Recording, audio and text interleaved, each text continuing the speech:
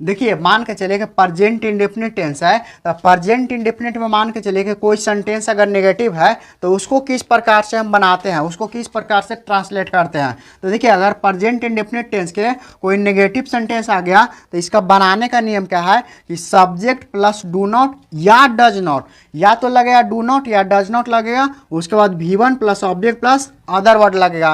तो इसको हमको इस प्रकार से आपको हम स्ट्रक्चर के हिसाब से इसको बनाते हैं। जैसे देखिए अब मान के चले कि आपको कंफ्यूजन हो जाएगा कि डू नॉट कहाँ लगेगा और डज नॉट कहाँ लगेगा। तो देखिए इसके लिए एक नोट पॉइंट है कि ये डू नॉट जो होता है ना वो अन्य मतलब जिसे कहने का मतलब थर्ड पर्सन के अलावा जो बच गया ना उसके साथ डू नॉट का प्रयोग करते हैं, और डज नॉट जो होगा से थर्ड पर्सन के सिंगुलर नंबर के साथ डज नॉट का प्रयोग किया जाता है, और अन्य सभी के साथ इसका प्रयोग किया जाता है डू नॉट का। तो देखिए उसके बाद डू नॉट और डज नॉट जब लग रहा है तो V1 लगाना है, उसके बाद ऑब्जेक्ट प्लस अदर वर्ड। अब देखिए इसको हम समझते हैं एग्जाम्पल से। इसमें एग्जाम्पल क्या है कि सीता कहानी नहीं पढ़ती है। तो सीता कहानी नहीं पढ़ती है कौन सेंटेंस क्या है, तो सेंटेंस क्या है नेगेटिव सेंटेंस है। तो नेगेटिव में क्या है कि सबसे पहले किसका प्रयोग करते हैं, तो सब्जेक्ट का करते हैं। तो देखिए सब्जेक्ट क्या है सीता, तो सीता है, उसके बाद सीता थर्ड पर्सन के सिंगुलर है, तो इसके साथ किसका प्रयोग कर दिए डू डज नॉट का।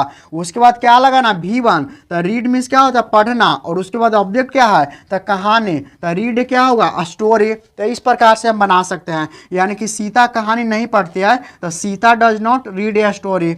उसके बाद देखिए दूसरा एग्जांपल क्या है कि वे लोग बाजार नहीं जाते हैं, तो they do not go to market. इसका मतलब क्या है कि दे कौन पर्सन के है, तो दे आपका थर्ड पर्सन के प्लूरल नंबर है, तो उसके साथ किसका प्रयोग करेंगे डू नॉट का प्रयोग करेंगे। उसके बाद V1 है क्या, तो V1 जाना है, तो क्या होता है गो, और कहाँ जा रहा है तो मार्केट जा रहा है, बाजार जा रहा है, तो क्या होगा गो टू मार्केट। यानी कि इसका होगा वे लोग बाजार नहीं जाते हैं तो they do not go to market होगा। इस प्रकार से आप आसानी से उसको एकदम जल्दी में बना सकते हैं और जल्दी में समझ सकते हैं। तो ठीक है दोस्त, आज के लिए इतना ही, थैंक यू।